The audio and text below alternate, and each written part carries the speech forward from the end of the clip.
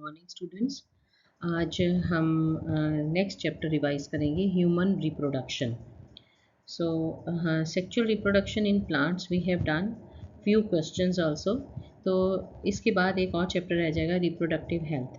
तो फिर मैं आपको इस पूरे यूनिट के कॉम्पिटेंसी बेस्ड क्वेश्चंस भी रिवाइज करवा देंगे। तो आज जैसे 15th हो गई, still we are left with many days. तो आप धीरे धीरे अपने चैप्टर्स को याद करते जाएं, क्योंकि इनको लर्न करना भी बहुत ज़रूरी है। तभी आप सोच पाओगे कि ये पर्टिकुलर कॉन्सेप्ट कहाँ से आया है। So first part of this chapter is regarding male reproductive system. So where it is located? It is in the pelvis region. And what are the different parts of male reproductive system? A pair of testes, accessory ducts, accessory glands, and external genitalia. In case of testes, about the location, it is located outside the abdominal cavity within a pouch which is called as scrotum. Or why this is actually the cavity, it is outside the abdominal cavity, because scrotum provides low temperature and that is required for the sperm formation. And इसका temperature जो होता है 2 to 3 degree centigrade body temperature से कम होता है. Then each testis is about 4 to 5 centimeter length and 2 to 3 centimeter width. Each testis is having about 250 compartments which are called as testicular lobule. Then in each testicular lobule 1 to 3 seminiferous tubules are present. And if we study about the internal structure of the seminiferous tubule, in seminiferous tubule it is lined by male germ cells and it's having Sertoli cells. Now male germ cells, this is just like a microspore mother cell. Okay, so male germ cell undergo meiosis and they produce sperm, and Sertoli cells, they are just like capital cells of the plants. So Sertoli cells, they provide nutrition to the germ cell and the sperm.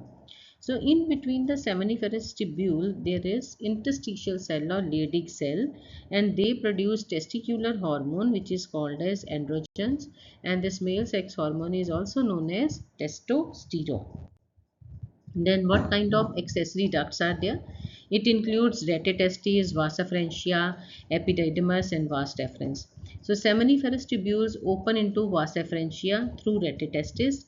So अगर आप इसका पूरा flow chart बनाते हो तो सबसे पहले आएगा कि सेमिनिफेरस ट्यूब्यूल, फिर सेकंड नंबर पे आएगा रेटिटेस्टिस, फिर थर्ड आता है वास एफ्रेंशिया, और वास एफ्रेंशिया जो है that open into epididymis.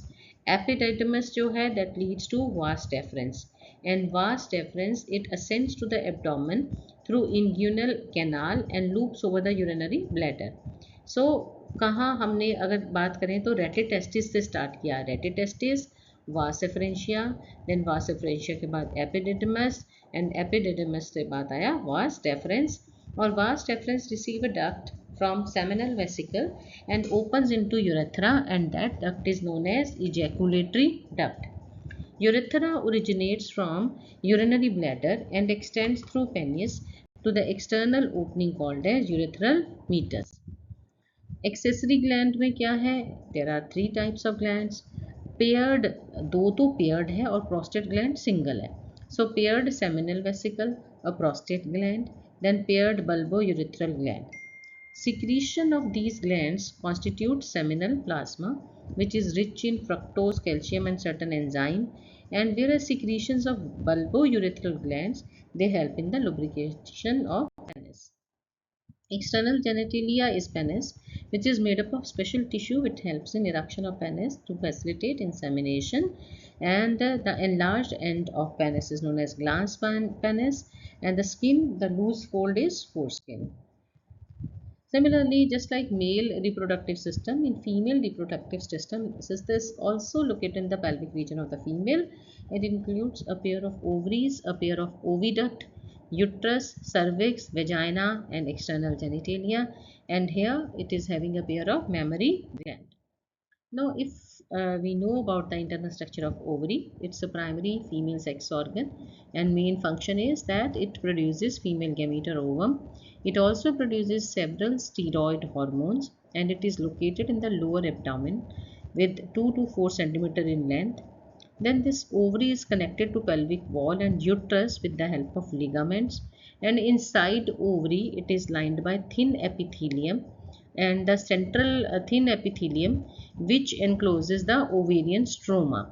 So ovarian stroma में दो जोन होते हैं, जो उसमें peripheral होता है side वाला, that is cortex, and the central one or the inner one is medulla. Then oviducts, uterus and vagina, all three they constitute female accessory duct. Each fallopian tube is about 10 to 12 centimeter long, and this is extending from periphery of each ovary to the uterus. Then close to the ovary, the oviduct has a funnel like structure which is known as infundibulum. और उसमें आगे infundibulum में क्या होते हैं, they are having finger like projections called fimbriae which helps in collection of the ovum after ovulation. Then the infundibulum leads to a wider part of the oviduct called ampulla, and the last part of oviduct is called isthmus, which is joined to the uterus. Uterus is single, and this is called womb. It is inverted pear shaped, and it is attached to the pelvic wall by ligaments. Uterus opens into vagina through a narrow cervix, which is also known as cervical canal. This cervical canal along with vagina forms the birth canal. Then wall of the uterus, it is having three layers of tissues. The external, it is thin membranous perimetrium. The middle one, it is thick and having smooth muscles. A layer of smooth muscles is myometrium, and inner glandular layer is endometrium. Then endometrium, every month it is undergoes cyclical changes for the menstrual cycle. Myometrium exhibits strong contractions during the delivery of the baby. Then external genitalia includes following structure. Mons pubis is the cushion of fatty covered by skin and pubic hair. Labia majora, fleshy folds of tissue which extends down from the mons pubis and surrounds the vaginal opening. Labia minora, these are the paired folds of the tissue under the labia majora. Then hymen is the opening of vagina, which is often covered partially by a membrane called hymen. Then clitoris is a tiny finger-like structure which lies at the upper junction of two labia minora above the urethral opening. Mammary gland consists of glandular tissue and fat, and this glandular tissue of each breast divides into 15 to 20 mammary lobes. Then mammary lobes, they contain cluster of cells called alveoli. These alveoli secrete milk which is stored in the lumen of the alveoli. The alveoli then open into mammary tubule, which then each tubule of each lobe join to form mammary duct. Several mammary ducts they form mammary ampulla, and which is connected to lactiferous duct through which milk is sucked out. So you have to make flow chart of each. It means firstly 15 to 20 mammary lobes are there. Mammary lobes, they are having alveoli which are secreting the milk. Then alveoli into mammary tubules, then mammary ducts, then mammary ampulla, and finally lactiferous duct. Then gametogenesis is formation of gametes. So it's of two types, that is spermatogenesis and oogenesis. So in case of spermatogenesis, there is formation of sperm from germ cells. In the testes is spermatogenesis, and this process begins at puberty. Spermatogonia which are present in the lining of the seminiferous tubules, they undergo mitotic division. So सबसे पहले जो spermatogonia seminiferous tubules में होते हैं उनमें mitotic division होता है, number increase होता है और इनका प्लॉइडी लेवल डिप्लॉयड होता है 2n, मतलब इसमें 46 क्रोमोसोम होते हैं. Then inner most layer of spermatogonial becomes larger, थोड़े वो बड़े साइज के भी हो जाते हैं और उसको बोलते हैं प्राइमरी स्पर्मेटोसाइट. फिर उनमें मियोसिस 1 होती है और 2 हैप्लॉइड सेकेंडरी स्पर्मेटोसाइट बनते हैं. Then each secondary spermatocyte undergoes meiosis II to form 4 equal haploid spermatids. Then each primary spermatocyte produces 4 spermatid. So spermatids are transformed into spermatozoa by the process called spermiogenesis. Then sperms, they head embedded in the Sertoli cell. From there they are getting their nourishment, and when they are released, that process is known as permeation. So you can check again from this, like in left side, this is a diagrammatic section of seminiferous tubule. You can check that here spermatogonia cells rounded with this circle inside. They are the spermatogonia cells. Or if you will check that initially primary spermatocytes are there, bigger size, then they converted into secondary spermatocytes, and after that they form spermatids, which get nourishment from the Sertoli cells which are embedded in between, and then Sertoli cells they nourish these spermatids, and then their conformational changes occur and they change into spermatozoa. Same on right side, spermatogonia are there. Mitosis will increase their number, and then like one spermatogonia, when it increases in size, then that is known as primary spermatocyte. This undergoes first meiosis and forms two secondary spermatocytes, which undergoes second meiosis and form four spermatids, and these spermatids finally they form sperm cells. Now, what is the hormonal control of spermatogenesis? The process is initiated at puberty due to secretion of gonadotropin hormones, which are released in the hypothalamus, and this stimulate anterior pituitary to secrete two gonadotrophins, LH and FSH. LH is luteinizing hormone and FSH is follicle stimulating hormone. LH acts on Leydig cells and it stimulates the synthesis of androgens or testosterone. Androgen they stimulate spermatogenesis.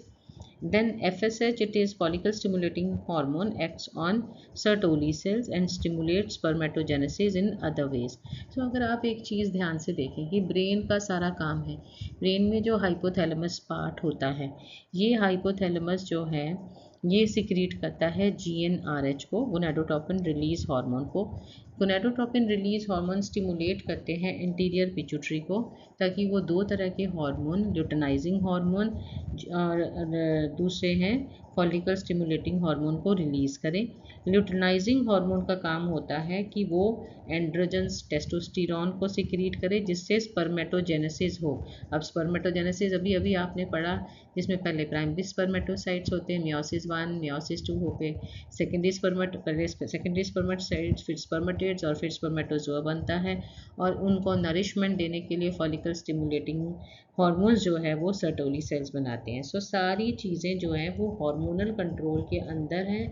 दो चीज़ें हैं, hormonal control है और cell divisions हो रही हैं इसमें। Now, what is the structure of sperm? Ultrastructure of sperm consists of head, neck, and a middle piece and a tail. So, whole body of sperm is surrounded by plasma membrane. Sperm head contains an elongated haploid nucleus. Above the nucleus, a cap-like structure is present called as acrosome, which contains enzyme, and this helps in fertilization of ovum. और the middle piece, जैसे M से start होता तो आप याद रखोगे, that contains mitochondria which provide energy for movement of the tail and that facilitates sperm motility. Then human male ejaculations 200 to 300 million sperms during quarts. अब 200 से 300 मिलियन रिलीज होते हैं, पर उसमें से 60% ही नॉर्मल शेप के होते हैं, और उसके आगे भी 40% में मोटिलिटी होती है vigorous. So sperm release from seminiferous tubules enters into accessory ducts. So this is the structure of the sperm, head, neck, middle piece and tail. Head में अपर पोर्शन में आपको एक्रोजोम नज़र आ रहा है, उसके आउटर मेम्ब्रेन प्लाज्मा मेम्ब्रेन है। Acrosome में hydrolytic enzymes होते हैं, क्योंकि जब ये एग में ओवम के अंदर एंटर करता है तो उसकी मेम्ब्रेन को रिलीज़ करने के लिए ये हाइड्रोलिटिक एंजाइम्स चाहिए होते हैं। देन इसके अंदर एक बड़ा सा न्यूक्लियस है जिसके अंदर क्रोमोसोमल मटेरियल है। देन नेक है, नेक के बाद मिडल पीस में माइटोकॉन्ड्रिया जो कि एनर्जी प्रोवाइड करते हैं, which is source for swimming और मूवमेंट और motility of the sperm, and then tail is also helping in movement. Second process जो फीमेल में होती है for the formation of female gamete, that is oogenesis. So formation of mature female gamete or ovum is called oogenesis. Oogenesis starts during embryonic stage. देखो spermatogenesis puberty stage पे होता है, लेकिन girls में oogenesis जब वो एम्ब्रियोनिक स्टेज में ही होती है, अभी 25th week of fetal as है, तभी oogenesis स्टार्ट हो जाती है। और जो ओवरी के जर्मिनल एपिथेलियम के सेल्स होते हैं, they undergo mitosis and produce millions of gamete mother cells of oogonia. और बर्थ के बाद कोई भी oogonia नहीं बनता, सब जो है वो एम्ब्रियोनिक स्टेज पे बनते हैं। ये बहुत इंपॉर्टेंट बात है।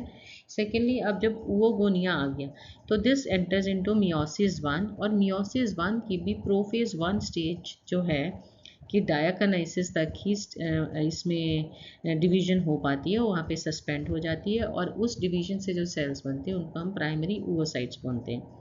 अब प्राइमरी oocytes के अराउंड एक लेयर आ जाती है ग्रेनुलोजा सेल्स की, जिसको प्राइमरी फॉलिकल बोलते हैं। तो प्यूबर्टी पे 60,000 से 80,000 प्राइमरी oocytes जो है वो ओवरी में रह जाते हैं। ठीक है, जो मिलियंस होते हैं वो 60,000 टू 80,000 रह जाते हैं। After puberty primary follicles get surrounded by more layers of granulosa cells. अब एक और न्यू थीका आ जाती है, सो इसको बोलते हैं सेकेंडरी फॉलिकल। फिर सेकेंडरी फॉलिकल थोड़ा बड़े साइज़ की होकर टर्शरी फॉलिकल बनते हैं, और इसके अंदर एक कैविटी आ जाती है और वो फ्लूइड फिल्ड होती है, जिसको हम एंट्रम बोलते हैं। The theca layers organized into inner theca interna, outer theca externa, and during the growth period जो हो रहा है primary follicle into tertiary follicle during puberty, primary oocyte restarts its first meiotic division and completes it within the tertiary follicle, resulting into two unequal haploid cells, and the larger one is the secondary oocyte, and the smallest one is known as first polar body. Then the secondary oocyte retains bulk of the nutrient-rich cytoplasm of the primary oocyte. Tertiary follicle having secondary oocyte changes into Graafian follicle. Then secondary oocyte is getting surrounded by a new membrane known as zona pellucida. The secondary oocyte then undergoes second meiotic division, which is continued up to metaphase stage and gets suspended until the entry of sperm. At this stage, Graafian follicle releases secondary oocyte from the ovary by the process called ovulation, and entry of sperm into secondary oocyte stimulates it to complete meiosis 2, and then there is formation of haploid ootid or ovum and a second polar body. ये भी एक unequal division होती है। तो आपने देखा oogenesis और spermatogenesis में कितनी डिफरेंसेस हैं। स्पर्मेटोजेनेसिस जो है वो प्यूबर्टी पे स्टार्ट होता है, oogenesis एम्ब्रियोनिक स्टेज पे स्टार्ट होता है। स्पर्मेटोजेनेसिस का नंबर माइटोसिस से बढ़ता है, उधर से oogenesis में भी जो oogonia है वो जर्मिनल एपिथेलियम ऑफ ओवरी जो है उसमें माइटोसिस से मिलियंस ऑफ कॉपी होती है, लेकिन वो जब तक प्यूबर्टी स्टेज तक आती हैं तो 60,000 टू 80,000 रह जाती है। प्राइमरी स्पर्मेटोसाइट आपका जो है कि जो स्पर्मेटोगोनिया अगर बड़े साइज़ के हो जाते हैं तो प्राइमरी स्पर्मेटोसाइट बोलते हैं, लेकिन इधर से प्राइमरी oocyte में आपने बोला कि जब उन oogonia के अंदर फर्स्ट मियोटिक डिवीजन स्टार्ट होती है और प्रोफेज 1 पे अरेस्ट हो जाती है, वो प्राइमरी oocyte होती है। उसके अराउंड प्राइमरी फॉलिकुलर लेयर्स आते थे ग्रेन्युलोजा सेल्स की, प्राइमरी फॉलिकल बनाती है, वो सेकेंडरी फॉलिकल बनाती है और टर्शरी फॉलिकल। सो टर्शरी फॉलिकल के अंदर जो मियोसिस कंप्लीट हो जाती है 1, तो वो सेकेंडरी oocyte रहता है और साथ में फर्स्ट पोलर बॉडी है। फिर टर्शरी फॉलिकल जो है जिसके अंदर एंट्रम भी होता है, टर्शरी फॉलिकल फिर ग्रेफन फॉलिकल जो बड़े साइज में चेंज होती है, तो उस टाइम पे जब वो ग्रेफिन फॉलिकल में चेंज होती है तब सेकेंडरी oocyte के अराउंड एक लेयर आ जाती है जोना पेलुसिडा। अब तब ये सेकेंड मियोटिक डिवीजन करती है, लेकिन मेटाफेज स्टेज तक ये होती है, और फिर ग्रेफिन फॉलिकल से जो सेकेंडरी oocyte है जो कि अभी मेटाफेज स्टेज पे है वो रिलीज होता है, उसको ओव्यूलेशन बोलते हैं। और जैसे ही उसकी एंट्री होती है वेजाइना में तो वो अपना कंप्लीट करता है मियोसिस 2 और फिर ओवम और सेकेंड पोलर बॉडी बनाते हैं। फर्स्ट पोलर बॉडी और सेकेंड पोलर बॉडी का क्या फंक्शन है, इसका अभी तक भी इतना ज़्यादा इसका फंक्शन के बारे में कन्फ्यूजन है। सो ये आपका कंपैरिजन है जो मैंने बता दिया, बस थोड़ा सा इसमें आपने देखना है। जब स्पर्मेटोगोनिया और oogonia स्टेज पे है तो 46 क्रोमोसोम ही है उसमें। प्राइमरी स्पर्मेटोसाइट में भी 46 है, प्राइमरी oocyte में भी। On the other hand secondary oocyte और सेकेंडरी स्पर्मेटोसाइट में 23, ओवम और स्पर्मेटिड्स जो हैं उनमें भी 23 है। ओके, देन नेक्स्ट आ जाता है हमारा मेंस्ट्रुअल साइकिल के बारे में। सो मेंस्ट्रुअल साइकिल में है कि reproductive cycle of female primates is called as menstrual cycle, और अदरवाइज नॉन प्राइमेट्स में इसको ईस्ट्रस साइकिल बोला जाता है। ठीक है, सो अभी मेंस्ट्रुअल साइकिल जो है, जो फर्स्ट जब ये बिगिन होता है एट प्यूबर्टी, और उसको तब कहा जाता है मेनार्क, स्टार्टिंग को। और ये रिपीट होता है after regular interval of 28 to 29 days. और इस केस में क्या होता है कि ovum is release in the middle of each menstrual cycle. जो ओव्यूलेशन की हम बात कर रहे हैं कि वो जो सेकेंडरी ओसाइट जब मेटाफेज स्टेज तक सस्पेंडेड होता है तो वो रिलीज होता है एक्चुअली जब, और अगर वहाँ पे फर्टिलाइजेशन ना हो तो उस टाइम पे मेंस्ट्रुअल साइकिल रिपीट होता है। सो मेंस्ट्रुअल साइकिल में भी डिफरेंट फेजेस हैं। फर्स्ट फेज अगर है तो मेंस्ट्रुअल फेज है, that is the first phase. Menstrual flow होता है 3 to 5 डेज तक बिकॉज ऑफ ब्रेकडाउन ऑफ, हमने बोला था there are 3 lining of the uterus, perimetrium है, मायोमीट्रियम है, एंडोमीट्रियम है। सो द इनर मोस्ट जो थिक लाइनिंग होती है उसकी ब्रेक डाउन से और ब्लड वेसल से, so mucus and blood comes out through vagina and it occurs only when ovum released but no fertilization. So lack of menstruation is the indication of pregnancy. Then so first is the menstrual phase, second is the follicular phase. Follicular phase वही जो हमें थोड़ा याद रखो कि जब menstrual phase हो चुका है तो उस केस में फिर से जो हमारे पास वहाँ पे प्राइमरी oocytes होते हैं उनके अराउंड फॉलिकुलर्स आ जाती हैं। सो प्राइमरी फॉलिकल आ जाते हैं, फिर सेकेंडरी फॉलिकल, फिर टर्शरी, फिर वो ग्राफियन फॉलिकल में आ जाता है। सो इधर से अगर हम ओवरी के अंदर आते हैं तो ओवरी में फॉलिकुलर चेंजेस आते हैं। ऑन द अदर अगर यूट्रस में देखते हैं तो यूट्रस के अंदर फिर से प्रोलिफरेशन होती है, यूट्राइन एंडोमेट्रियम की ग्रोथ होती है।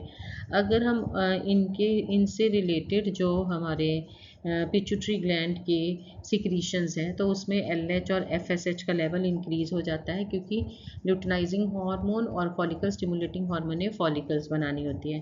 और अगर हम जो यूट्राइन ओवेरियन हार्मोन्स की बात करते हैं तो उसमें ईस्ट्रोजन का लेवल इंक्रीज़ हो जाता है, और वो भी इसलिए ताकि ग्रोइंग फॉलिकल को उसकी ज़रूरत है। और ये जो फॉलिकुलर फेज़ है ये 5 to 13 डेज तक चलता है। देन नेक्स्ट आ जाता है ओव्यूलेटरी फेज, जो 14-15 डे में होता है। उस टाइम पे FSH, बिकॉज जो पिट्यूटरी हॉर्मोन्स हैं तो ये दोनों पीक पे होते हैं, जिसको LH सर्ज कहते हैं, और उसका काम होता है कि ग्राफियन फॉलिकल रप्चर हो और ओवरी जो से ओवम रिलीज हो, तब for the process of ovulation. Then luteal phase आ जाता है। ल्यूटियल फेज़ में जब ग्राफियन फॉलिकल ब्रेक हो गया तो ओवम निकल गया, तो remaining part of graafian follicle जो होगा that is changed into corpus luteum. Then corpus luteum produces large amount of progesterone. Progesterone maintains the uterine endometrium and prepares it for implantation. So आपने देखा जो corpus luteum है उसका अब जैसे ही Graafian follicle उसकी तो प्रेपरेशन प्रेगनेंसी के लिए स्टार्ट कर देनी है, तो प्रोजेस्ट्रॉन लार्ज अमाउंट में इंक्रीज होगा कॉर्पस ल्यूटियम की वजह से, और वो क्या करेगा यूट्राइन एंडोमेट्रियम को मेंटेन करके रखता है ताकि वहाँ पे प्रेपरेशन हो सके for implantation of the zygote. Now, thickness of uterine endometrium increases in many folds due to its proliferation. If there is fertilization, then corpus luteum grows further and pregnancy continued and menstrual cycle stopped. But in the absence of fertilization, corpus luteum degenerates, disintegration of endometrium leading to menstruation. So menstrual cycle ceases around 50 years of age, which is called as menopause. So starting को menarche बोलते थे। तो यहाँ पूरा का पूरा आपको बहुत अच्छे से, जैसे पहला फेज़ है मेंस्ट्रुअल फेज़, ये 3 to 5 डेज तक होता है। अब मेंस्ट्रुअल फेज़ में क्या है, मेंस्ट्रुअल फेज़ में FSH LH सब कम क्वांटिटी में है, यूनिफॉर्म है, ओवेरियन हार्मोन, ईस्ट्रोजन और प्रोजेस्टेरोन, क्योंकि इसमें क्या है सिर्फ रिलीज़ है क्योंकि ब्रेकेज हो गया है और उसका ओवम का एज और एंडोमेट्रियम लाइनिंग का एज अ रिजल्ट क्या है मेंस्ट्रुअल फेज़ होती है। फिर 13-14 लाइक 5 to 13-14 डेज तक फॉलिकुलर फेज़ होती है, जिसमें वो ओवम जिसमें जो प्राइमरी oocyte है फिर उसके अराउंड फॉलिकुलर लेयर्स आ जाती है, प्राइमरी सेकेंडरी टर्शरी करके आ जाती है। और जब अब ओव्यूलेशन होना है, क्योंकि टर्शरी फॉलिकल के टाइम पे ब्रेकेज होता है और ओवम रिलीज़ होता है ओव्यूलेशन, तब ईस्ट्रोजन का लेवल भी बढ़ जाता है और LH और FSH का भी लेवल्स जो हैं वो बढ़ जाते हैं पिट्यूटरी के। अब इस स्टेज पे कॉर्पस ल्यूटियम बन जाता है और फिर प्रोजेस्टेरोन का लेवल बढ़ाता है ताकि प्रेगनेंसी हो। लेकिन अगर फर्टिलाइजेशन नहीं है तो कॉर्पस ल्यूटियम डीजनरेट हो जाता है, प्रोजेस्टेरोन का लेवल भी कम हो जाता है। So these are the different phases: menstruation, follicular, luteal, and then next cycle again begins. Next is fertilization and implantation. During copulation and coitus, semen is released by the penis into vagina, and that is called as insemination. Now the motile sperm swim rapidly, pass through cervix, uterus, and finally reach the junction of isthmus and ampulla, that is ampullary isthmic junction. Here the ovum released from the ovary also transported to ampullary isthmic junction where fertilization takes place. Now fertilization only takes place if both sperm and ovum they reach ampullary isthmic junction simultaneously, and the process of fusion of nucleus of sperm and ovum is called as fertilization. Acrosome secretes enzyme which helps of penetration of the sperm into ovum. Then once a sperm comes contact with zona pellucida of ovum and induces the changes in the membrane that blocks the entry, या एक पर एक ने कर दिया तो वो further additional जो स्पर्म्स है उनकी एंट्री को ब्लॉक कर देते हैं. So that ensures monospermy to prevent polyspermy. Only one sperm fertilizes with one ovum. Entry of sperm into ovum induces ovum to complete its second meiotic division जो कि इसकी अरेस्ट हुई थी मेटाफेज स्टेज पे. Now meiosis 2 is also unequal and it is forming one large ovum or ootid and the small second polar body. Then haploid nucleus of sperm fused with the haploid nucleus of ovum to form diploid zygote. सो ये वो structure है जिसमें है कि ovum इस centre में ovum है और ओवम के अराउंड जो है जोना पेलोसीडा है और बाहर करोना रेडिएटा है, ये जो पिंकिश कलर के हैं, और एक लेयर ओवम के अराउंड जैसे है उसको बोलते हैं पेरीवाइटल इन स्पेस है. तो इधर स्पर्म एंट्री कर रहा है, तो स्पर्म जब एंट्री करता है तो अंदर जा पाता है जो एक्रोजोम की हाइड्रोलिटिक एंजाइम से रिलीज होकर वो कोरोना रेडिएटा और जोना पेलोसीटा से पार करते हुए अंदर फिर एग का न्यूक्लियस आएगा. सो द जाइगोट में अब जब फ्यूजन हो जाता है मेल और फीमेल गैमीट का तो वो जाइगोट बना देता है and it releases a series of mitotic cell divisions which are called as cleavage. और क्लीवेज की स्टेप्स क्या होते हैं? 2 सेल स्टेज, 4 सेल, 8 सेल. जब वो 8 सेल स्टेज पे आता है तो उसको मोरूला बोलते हैं. उसके बाद 16 टू 32 सेल स्टेज पे ब्लास्टूला बोलते हैं और फिर फाइनली वो बॉल लाइक स्ट्रक्चर बन जाता है गैस्ट्रूला. अब यही स्ट्रक्चर आपकी बुक में भी देखो ऐसे ही बता रखे हैं. तो उसमें सबसे पहले देखो ये जो अगर आप ब्राउन के साथ वाला रीजन देखेंगे तो यहाँ पे आपको नज़र आएगा कि जो मेल और फीमेल है ना गैमीट्स हैं कि वो अभी यहाँ से प्राइमरी फॉलिकल और फिर वो टर्शरी और ग्राफियन फॉलिकल के फॉर्म में ए जो है वो रिलीज़ हुआ from this infundibulum.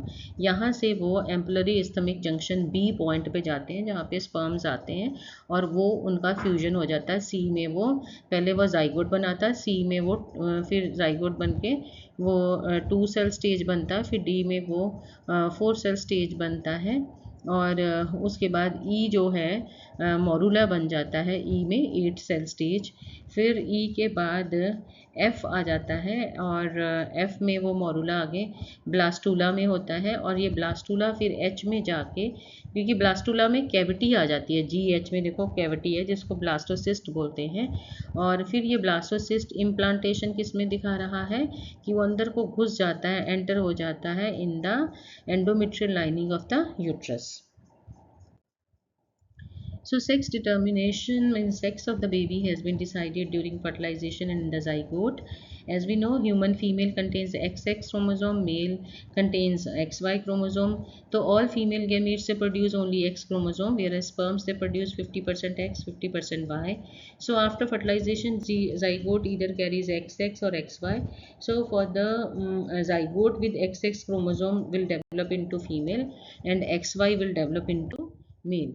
Then repeated mitotic division of the zygote without growth resulting in multicellular ball-like embryo which is called as cleavage. So this division is cleavage. Cleavage starts after fertilization, और cleavage से जो sales बनते हैं जिनको हम daughter cells बोलते हैं, zygote में 2 सेल, 4 सेल, 8, 16, 32, ये सेल्स को ब्लास्टोमियर्स बोला जाता है। और 8 to 16 सेल स्टेज के जो होता है क्लीवेज, उसको मोरुला। मोरुला फर्दर डिवाइड होता है, ग्रो होता है, ट्रांसफॉर्म कर जाता है ब्लास्टोसिस्ट में। अब यहाँ पे आउटर लेयर के जो ब्लास्टोसिस्ट के सेल्स होते हैं उनको ट्रोफोब्लास्ट बोलते हैं, और एक इनर मास ऑफ सेल होता है ट्रोफोब्लास्ट के साथ, एक साइड पे ज़्यादा मोर डिवाइडिंग सेल्स है जो स्टेम सेल्स का सोर्स होते हैं, वो कलेक्ट हो जाते हैं। सो ट्रोफोब्लास्ट सेल्स जो हैं वो अपने आप को एंडोमीट्रियम के साथ अटैच कर देते हैं यहाँ पे। This helps in development of placenta. Inner cell mass embryo बनाने में हेल्प करता है। After attachment the uterine cells divide rapidly and they grow over the blastocyst, and then blastocysts get embedded in the uterine endometrium, and this is called as implantation. After implantation finger like projection appear on the trophoblast. तो अभी अगर आप इस structure को पूरी तरह से देखेंगे तो ये जो बाहर की लेयर जो थी वो ट्रोफोब्लास्ट जो है उसके अंदर फिंगर लाइक प्रोजेक्शंस हो जाती हैं जो उसमें धस सी जाती है मैटरनल ब्लड और यूट्राइन टिश्यू में, और फिर टेम्परेरी एसोसिएशन एक बन जाती है बिटवीन फीटल टिश्यू और chorionic villi and maternal tissue, that is uterine endometrium, and that is called as placenta। देखो placental villi के साथ इसमें दिखाया गया है। देन प्लेसेंटा का फंक्शन क्या होता है कि the embryo connected to the placenta by umbilical cord which transport substances to and from the embryo, like transport, it facilitates transport of oxygen and nutrient from mother to embryo, removes carbon dioxide and waste material from the embryo. Then it also, so placenta का question बहुत बार आता है कि we are saying that it's acts as endocrine gland, so how many different kind of hormones it's producing? So HCG is human chorionic gonadotropin, HPL is human placental lactogen, then estrogen, progesterone, relaxin, which is produced from ovary in the later stage of pregnancy। so ये structure में आप देखेंगे कि इसमें ध्यान से देखो कि बाहर की जो लेयर है जब ये अंदर को धस जाता है तो वो कोरियन होती है, अंदर एम्ब्रियो है, वो कोरियन के अंदर लेयर एमनियन है, और बच्चा जो होता है ये इस एमनियोटिक फ्लूइड में फ्लोट करता है। और इधर इसकी जब ये नीचे जो दिखाया है ये एंडोमेट्रियल की लाइनिंग है, तो मैटरनल ब्लड और सराउंडेड बाय ब्लड वेसल्स है, और इसी को हम प्लेसेंटा बोलते हैं। तो अम्बिलिकल कॉर्ड जो होती है बच्चे की वो इस प्लेसेंटा से अटैच्ड होती है ताकि यूरिया, वाटर और कार्बन डाइऑक्साइड जो है वो एम्ब्रियो से मदर में जाए और मदर से ऑक्सीजन, एंटीबॉडीज़ और न्यूट्रिएंट्स इसमें जा सके। So after implantation, the inner cell mass of blastocyst differentiated into outer layer ectoderm, inner layer endoderm, और मिडल वन इज मीजोडर्म। और इनर सेल मास को हम स्टेम सेल बोलते हैं because it has the potential to produce all kinds of cells, tissues and organs by differentiation. Then organogenesis में क्या होगा कि formation of different organs in the embryo is called organogenesis. So human pregnancy last for 9 months। आफ्टर 1 month of pregnancy, heart is formed in the embryo. By the end of 2nd month, the fetus develops limbs and digits. Then by the end of 12 weeks of first trimester, most of the organ system is formed, limbs, external genitalia, they are also well developed. Then first movement of fetus and appearance of hairs will be observed in the 5th month. By the end of 24th week or 2nd trimester, the body is covered with fine hair, eyelids separated, and eyelashes are formed. And by the end of 9th month, the fetus is fully developed and ready for delivery। तो ये एक बार से फिर से इसका देखें कि कैसे नज़र आता है हमें। सो इसके बीच में आप योक सैक है देखो, और जो फीटस है उसका आपको सारी पार्ट्स नज़र आ रहे हैं इसमें। देखिए आउटर लेयर से शुरू करते हैं, कोरियन है इसके अंदर, ठीक। फिर उसके बाद ये जो येलो कलर वाला आप देख पा रहे हैं दैट इज़ द फीटस, उसमें पहले ब्रेन का पार्ट है, फिर हार्ट आ जाता है, फिर डाइजेस्टिव ट्रैक्ट नज़र आ रहा है, फिर जो हमने उसमें थोड़ा थोड़ा एमनियोटिक फ्लूइड है, लेयर एमनियन होती है, वो कवरिंग स्किन होती है, उसके अंदर स्पाइनल कॉर्ड है, टेल एंड होता है। सो बाहर की तरफ कोरियोनिक विलाई है। ओके, देन नेक्स्ट एमनियोकोरियोनिक मेम्ब्रेन और एमनियोटिक फ्लूइड जो है, सो वो दोनों लेयर दिखाई हैं। अम्बिलिकल कॉर्ड से ये कोरियोनिक फिम्ब्राई से एंडोमेट्रियल लाइनिंग के साथ अटैच्ड होता है, जिसको हम बोलते हैं placenta. Then parturition and lactation. The period of pregnancy is called gestation period. It is of 9 months for the human beings. So the ejection or expulsion of delivery of fetus is called parturition, and this is done with vigorous uterine contraction of the uterine myometrium. This the signal of parturition. Yeah, childbirth is originated from fully developed fetus and the placenta. This induces mild contraction of uterus. This is known as fetal ejection reflex. Then fetal ejection reflex triggers the release of oxytocin from the pituitary. Oxytocin क्या करता है, वो इन contractions जो uterine endometrium की है उनको और strong कर देता है. And the stimulatory reflex continues. More stronger contraction leads to expulsion of the baby. After delivery, the placenta is also expelled out of the uterus. Then lactation में है, the mammary gland of the female more differentiated during pregnancy and start producing milk towards the end of pregnancy. So the process of milk production in the mammary gland is called as lactation. And the initial days का जो lactation होता है, milk होता है, उसको colostrum बोलते हैं. Hemoglobin IgA or colostrum contains several antibodies which provide immunity to the newborn baby. So thank you so much for listening. So ये जो मैंने आपको सारा बताया है, इसमें मैंने आपको पूरा समराइज्ड वे में सारा बताया कि कैसे कैसे ह्यूमन रिप्रोडक्शन में स्पर्मेटोजेनेसिस, ओवोजेनेसिस, मेंस्ट्रुएशन, फिर उसके बाद फर्टिलाइजेशन, फर्टिलाइजेशन के बाद इम्प्लांटेशन और जेस्टेशन पीरियड के बाद पार्चुरेशन होता है. सारा कुछ जो है अगर आप ध्यान से देखेंगे, हॉर्मोन्स और फिजिकल चेंजेस जो है उनकी मिक्सिंग से है. ओके, सो इस यूनिट का एक और चैप्टर रह गया है, वो मैं आज इवनिंग तक अपलोड कर दूंगी, और इसके बाद हम इस पूरे यूनिट जो है उसके कॉम्पिटेंसी बेस्ड क्वेश्चन करेंगे, ताकि पेपर में आपको किसी भी तरह की कोई दिक्कत ना हो. बस मेरी आपसे एक ही रिक्वेस्ट है कि आप लोग जो भी आपको पढ़ाया जा रहा है, चाहे मेरी वीडियो के थ्रू तो मैंने एक रीकैप की फॉर्म में बताया, पर आप इन सारी चीज़ों को अच्छे से लर्न करें, फ्लो चार्ट बनाएं, लिख के देखें, ताकि पेपर में, चाहे वो आपका नीट का पेपर हो, चाहे आपका CBSE बोर्ड का पेपर हो, डायग्राम्स को ड्रॉ करके देखें, उनकी लेबलिंग करें, प्रोसेसेस को फ्लो चार्ट के फॉर्म में याद करें. Thank you so much.